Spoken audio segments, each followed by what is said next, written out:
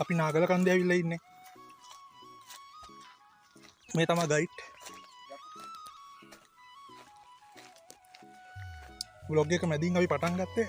අපි කොහොම හරි කිලෝමීටර් 3ක් ආවනේ දැන් උඩට. 3මාරක් වගේ උඩට ආවා. ඇත්තට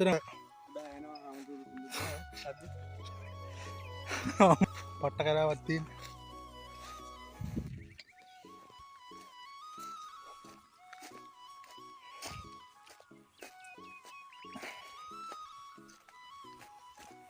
අපි මේ තෙල් හොයාගෙන ආපු ගමන් තමයි මේ තැන බලන්නත් ආවේ.